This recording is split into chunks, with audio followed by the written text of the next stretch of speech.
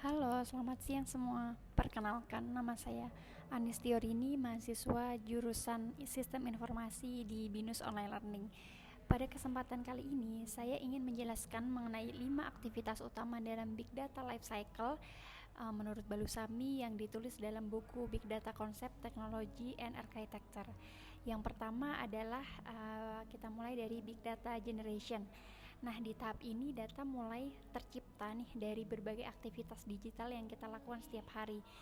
Misalnya saat seseorang membuka media sosial, melakukan transaksi online, kemudian aplikasi, atau ketika sensor IoT bekerja secara otomatis, semuanya ini bisa menghasilkan data.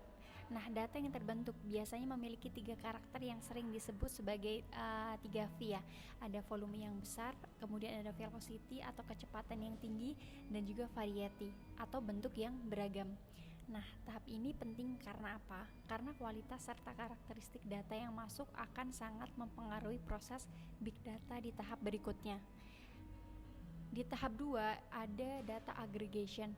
Nah, pada bagian ini data yang berasal dari berbagai sumber tadi tidak dibiarkan terpisah-pisah, tetapi dikumpulkan, kemudian digabungkan dan juga disimpan dalam satu sistem terpusat seperti data lake atau data warehouse.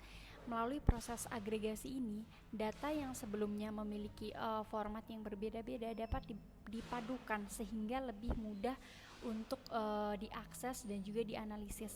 Dengan kata lain, bahwa tahap ini memastikan bahwa seluruh data tersedia dalam satu tempat dengan struktur yang lebih terkoordinasi.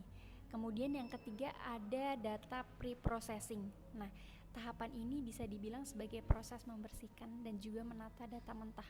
Karena apa? Karena ketika data dikumpulkan dari banyak sumber, biasanya masih terdapat banyak kendala seperti data ganda, kemudian nilai yang hilang, format yang tidak seragam, ataupun data yang tidak relevan.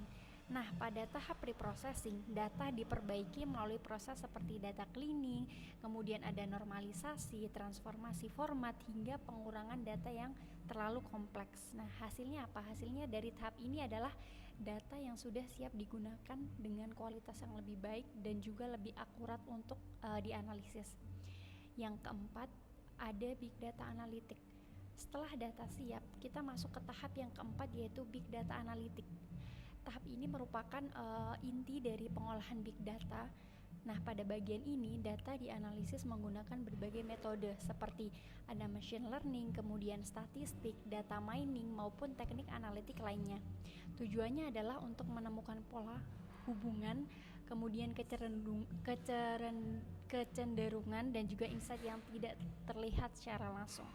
Nah, hasil analitik ini nantinya sangat membantu dalam pengambilan keputusan, baik dalam konteks bisnis, kemudian ada pemerintahan, ada layanan publik, dan juga penelitian.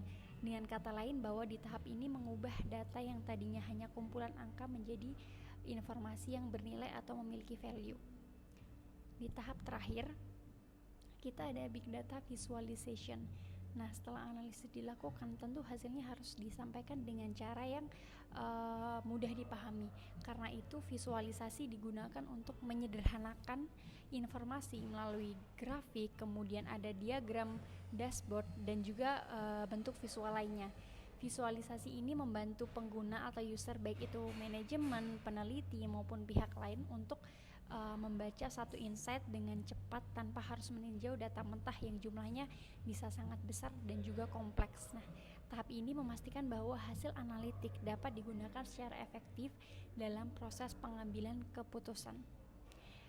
Demikian penjelasan mengenai 5 aktivitas dalam Big Data Lifecycle, mulai dari data dihasilkan, dikumpulkan, diproses, dianalisis, hingga akhirnya disajikan kembali dalam bentuk visual yang mudah dipahami. Semoga penjelasan ini dapat memberikan pemahaman yang lebih jelas mengenai alur kerja Big Data dari awal sampai akhir. Terima kasih atas perhatiannya. Selamat siang.